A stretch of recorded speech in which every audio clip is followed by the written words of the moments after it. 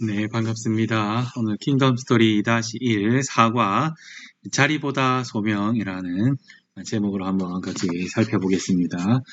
본문은 사무엘상 24장입니다. 이것을 통해서 자리보다 소명이 더 중요하다는 사실을 우리가 알았으면 좋겠습니다. 첫 번째입니다. 하나님이 세우신 왕의 자리를 존중하는 다윗입니다. 사무엘상 16장에서 보면 이제 다윗이 기름 부음을 받습니다. 다윗이 기름 부음을 받았지만 아직까지 다윗이 왕이 되었다 이렇게 말할 수는 없습니다. 왜냐하면 다윗을 사람들이 왕으로 인정하는 것이 아니기 때문입니다. 사울이 비록 13장과 15장에서 불순종하여서 하나님의 입장에서 보면 사울은 더 이상 왕이 아닙니다. 하나님의 입장에서는 다윗이 왕입니다. 그리고 역할도 다윗이 왕의 역할을 하고 있죠. 그런데 왕좌에 앉아 있는 것은 사울입니다. 왕좌에 앉아 있는 모습이 사울이 있지만 그러나 그는 백성들을 대적으로부터 지키지 못하고 백성을 사랑하지도 못했습니다. 오히려 백성을 지키고 있는 다윗을 시기하고 있습니다. 그래서 다윗을 시기하여서 다윗을 죽이려고 하고 또한 사울로부터 도망하는 다윗을 쫓아가서 계속해서 쫓아다니면서 오랫동안 시간을 들여서 다윗을 죽이려고 쫓아다니는 것입니다. 다윗은 계속해서 사울에게 쫓기다가 엔게디 광야라는 곳에서 있었는데 그곳에서 있다가 사울을 피해서 동굴로 도망합니다. 마침 그 동굴로 사울이 뒤를 보러 들어왔다 이렇게 성경은 기록하는데 용변을 보기 위해서 들어왔는지 아니면 쉬기 위해서 들어왔는지 잠을 자기 위해서 들어왔는지 정확하게 알 수는 없습니다. 그런데 아마 잠을 잔 것이 아닐까 생각해 봅니다. 왜냐하면 다윗이 바로 앞에서 사울의 옷을 벨 때까지 몰랐기 때문이다 이렇게 생각할 수 있겠습니다. 그래서 어쨌든 그곳에 다윗이 있음을 알지 못했습니다. 다윗은 사울을 죽일 수 있는 절호의 찬스가 왔습니다. 바로 코앞에까지 갔죠. 주변 사람들도 다 그렇게 하라고 이것이 하나님의 뜻이 아니겠습니까? 하고 사울을 죽이라고 부추겼습니다. 다윗은 그때에 사울의 옷자락만 잠깐 베고 하나님의 기름 부음 받은 자를 내가 뵐 수 없다 이렇게 하고 내가 죽일 수 없다 하고 그를 살려서 다시 보냅니다. 다윗은 사울이 하고 있는 일이 하나님의 뜻을 거스르고 있음을 알 수 있었습니다. 그가 하는 일이 무엇입니까? 하나님의 말씀에 불순종하고요. 하나님의 백성을 지켜야 하는 왕임에도 불구하고 두려워 떨고 있기 때문입니다. 그리고 자기를 계속해서 쫓아오는 겁니다.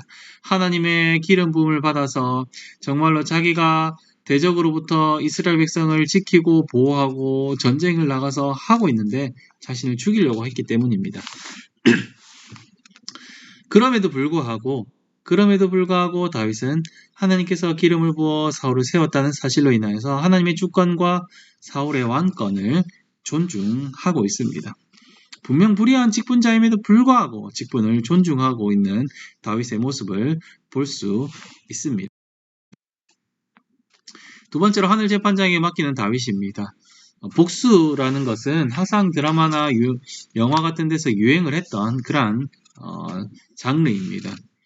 그런데 우리가 이렇게 하지 못하는 그러한 복수 그런 것을 드라마나 영화를 통해서 복수극을 보면서 우리가 통쾌하기도 합니다. 그러나 오늘 다윗이 보이는 모습은 복수라고 볼 수가 없습니다. 왜냐하면 자기 스스로 복수를 할 수 있는 힘이 있었지만 그들은 복수를 하지 않고 있기 때문이다.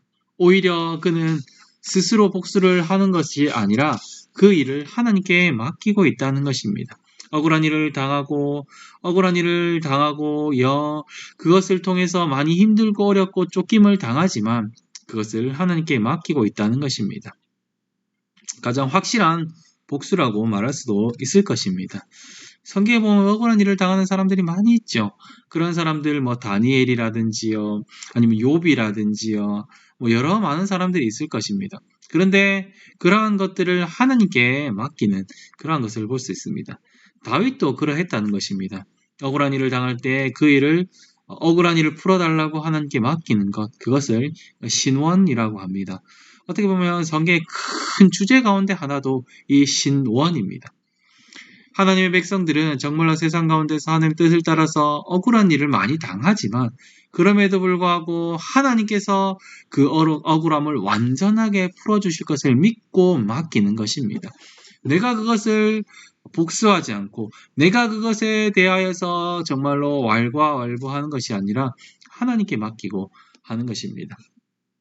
그것을 가장 잘 보여주시는 분이 바로 우리 예수님입니다. 예수님은 하나님의 아들이자 하나님으로서 스스로의 문제를 해결할 수 있는 분이었습니다.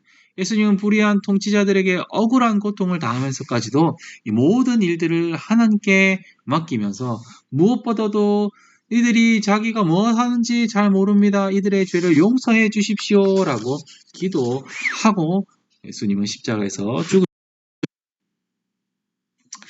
세 번째로 충실한 자에게 주어지는 소명입니다. 다윗은 사울에게 결백을 이야기하고 있죠. 많은 고난과 어려움 가운데서도 억울한 일을 당함에도 불구하고 소명을 묵묵하게 헌신하면서 할 때 하나님께서 알아줍니다. 다윗은 사울의 그 자른 그 옷 조각을 보여주면서 내가 이렇게 결백합니다.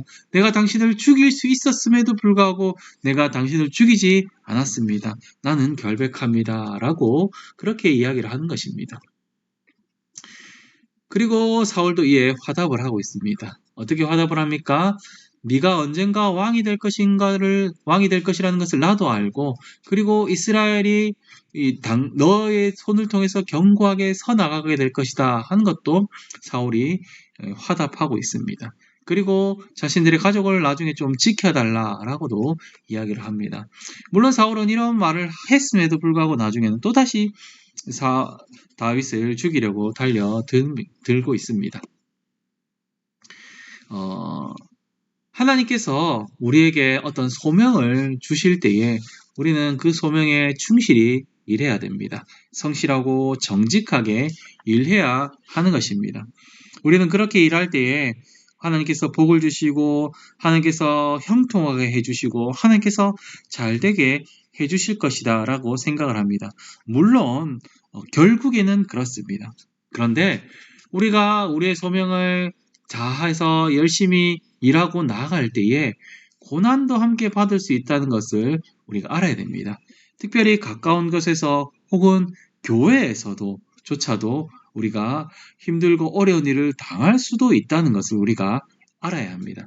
그때에 내가 그것을 위하여서 그것을 복수하기 위해서 정말로 그렇게 하는 것이 아니라 정말로 성실하고 정직하게 일하면서 고난이 있음에도 불구하고 하나님께 모든 것을 맡기면서 하나님께 정말로 그 모든 것을 맡기고 나아가면서 성실하게 일할 때에 하나님께서 알아주시고 정말로 사람들도 알아줄 수 있습니다. 그런데 가장 좋은 것은 하나님께서 알아주신다는 것입니다. 우리가 이것을 알고 우리에게 맡겨진 그러한 소명들을 충실하게 해나가는 우리 모두가 될 수 있기를 바랍니다. 사과를 정리 한번 해보겠습니다. 소명받은 백성은 자신을 억울하게 하는 권위자라도 존중을 해야 한다는 것입니다. 하나님 나라 백성은 직접 복수하기보다 하늘 재판장께 하소연하는, 그래서 하늘 재판장이신 하나님께서 신원하여 달라라고 우리가 요청하면서 기도할 수 있는 것입니다. 그리고 하나님은 주어진 소명에 충실한 자에게 합당한 자리를 주시고 그 일을 통해서 하나님 나라를 이루어 가십니다. 삶과 적용은 어떻게 잘 해보셨습니까? 나의 실천은, 구체적인 실천들은 잘 되었습니까? 우리가 함께 나누어 보면 좋겠습니다. 그리고 혹 잘 되지 않았다면 왜 그랬는지도 한번 나눠봤으면 좋겠습니다. 사고와 적용입니다. 혹시 나를 힘들게 하는 사람이 있습니까? 혹시 나를 힘들게 하는 상사들이 있습니까? 권위자가 있습니까? 하나님께서 부르신 자리에서 내가 이 사람과 이 권위자와 함께 어떻게 잘할 수 있을지 한번 생각해 봤으면 좋겠습니다. 그리고 구체적인 적용 방법이라든지 실천 방법들을 한번 톡방에 올려주시면 감사하겠습니다. 이런 걸 통해서 우리 자녀들과 우리가 먼저 자라가고 우리 자녀들도 함께 자라갈 수 있는 우리 모두가 될 수 있기를 간절히 소망합니다. 아멘.